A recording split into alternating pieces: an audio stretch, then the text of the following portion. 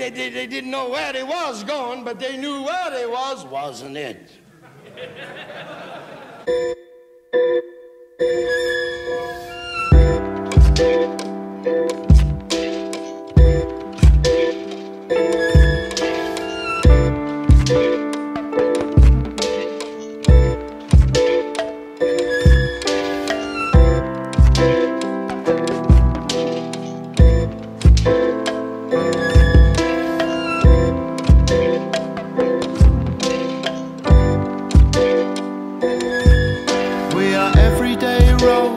On our phones, in the process of getting home, looking like standing stones.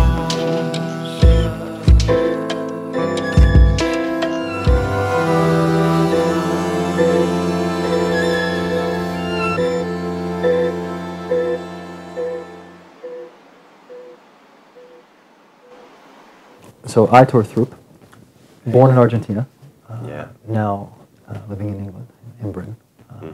Describe a little bit about how that went on and how that happened. Take us back to the beginning. So, yeah, born in Buenos Aires, 1980. Nice place, I hear. Yeah, it's quite amazing. Okay. I haven't been back much, but very proud to be from there.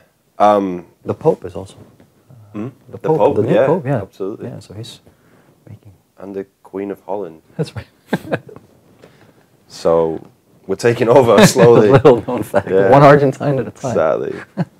So yeah, so I was born there. I lived the first 7 years of my life there, and then we emigrated to Madrid, like my mother's side of the family. So myself, my sister, and my mum, we lived in Madrid for 5 years. Wonderful.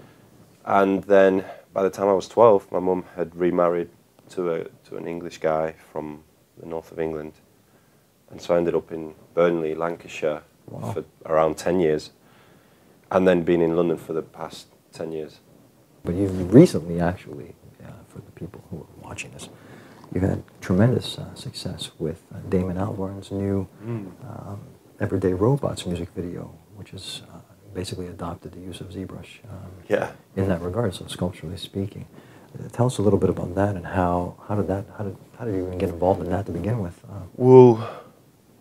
Well, I met Damon like I don't know, like 2.5 years ago, and I always loved how like he never put any sort of limits or constraints to his potential, I guess. Or I came across ZBrush, I don't know, like a couple of years ago maybe. And like I'd seen a couple of people working on it and stuff, and I was just like, blown away by the beauty of the process. So that, I mean, that's the value for me. So a lot of my work for me is to really to give value to the process behind something, so that you can buy into something because you understand what it means, how it was made. Right. You know what I mean? And so I saw this program, in particular the Z-Spheres tool, and I was just like, this is like the coolest thing I've ever seen. Right. Just like, I just saw it as an animation. I saw it as and then I thought, it's like, and that's so clever, like to actually just screen capture something instead of doing an animation, because, you know, the textures are already built in, right, that you're just accepting and absorbing the incidental aesthetics of that process. Yeah. Rather than like, there's a contrived nature to like thinking, oh no, I want it to look, I want that to move like the this, surface to do this, you know what I mean? You just, the ultimate is when you're not making decisions, right? You're just capturing a process. Yeah. And so I like for a couple of years I wanted to do some sort of portrait, a new interpretation of a portrait that gets built up. And that's, you know, the video is effectively a portrait of Damon. Yeah. the first time I saw it, it was very, I took me off guard. I thought, what is this going to be? And then, Yeah. and then I come to the realization. I say, oh, it's him. Yeah. You know, how fitting. And then here he is revealed. You know, Yeah. and it's fitting because it is the first sort of. It's his first solo album. Yeah, And exactly. it's, you know, sort of very poetic in a way to say, well, here I am, you know, stepping from behind the veil of Exactly. all that's gone before. Now it's just him by himself. It's not Blur. It's not Gorillaz. It's not an animated sort of make-believe place. It's the composition of this person, and I think it was a wonderful way to represent that, Thank you. rebirth of an artist in his own right. Exactly, yeah. It's complete isolation of him. Right. And it goes beyond the, like, taking a mask off, you know, like Right. taking the 2D mask off or taking the Blur mask off. Like, it's actually, there is no mask, it's just Yeah. the building up of his. It's that visceral, like it's a thing that, you know, captures the essence of this solo Yeah. outing at this particular point. The album of the same name, Everyday Robots. Yeah. So I think it's, Well, and I think that also, like, conceptually, it was like the perfect project, because I was, you know, it meant a lot to me to do this ZBrush portrait. I was like saving it for something that right. that it was I'll right bet, for, yeah. you know. Well, good on you. And yeah, and He was chosen well. In and this so case. I spoke to Damon about it. I was like, I heard the song, and he explained to me like what it was about and stuff, and you know, like how we are changing and evolving because of our, you know, how we use technology, and Right. you know, we've kind of becoming repeats of the same, and there's a kind of like, I don't know, like it's kind of a comment anyway on nature and technology. You were hailed as a bit of a maverick a couple of years ago, some time ago at the Fashion Week. What perspective do you have on that? I mean, it's funny because it's just completely incidental that the way that my work needs to be presented isn't the standardized way or whatever. Like, you know, it's not like I'm choosing to show things,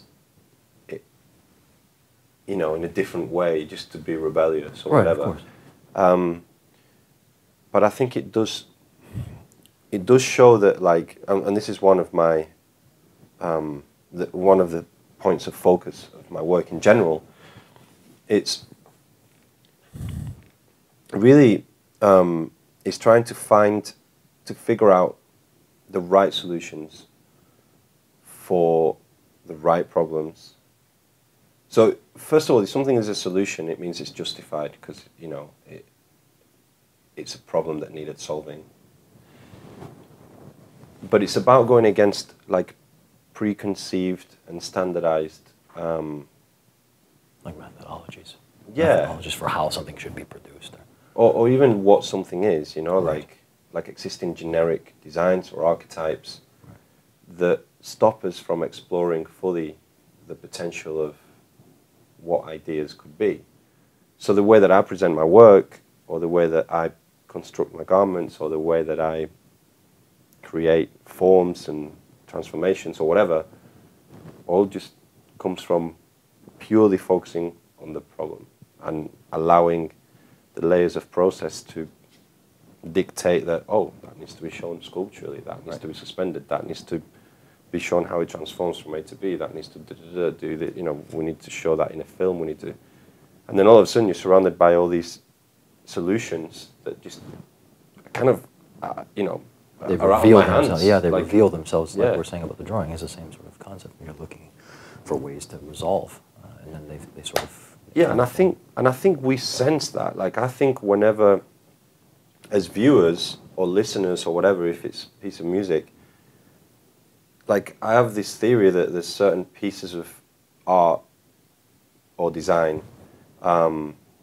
creativity basically, that are anatomical in the sense that they, you know, the thing is the result of this layered process, and I think there's something in us that is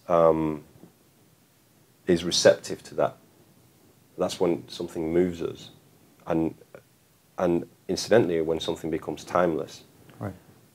So, you know, if you know, even if you see a drawing, and I think you can sense that that drawing was not pre-imagined before it was drawn, that it came out of the paper.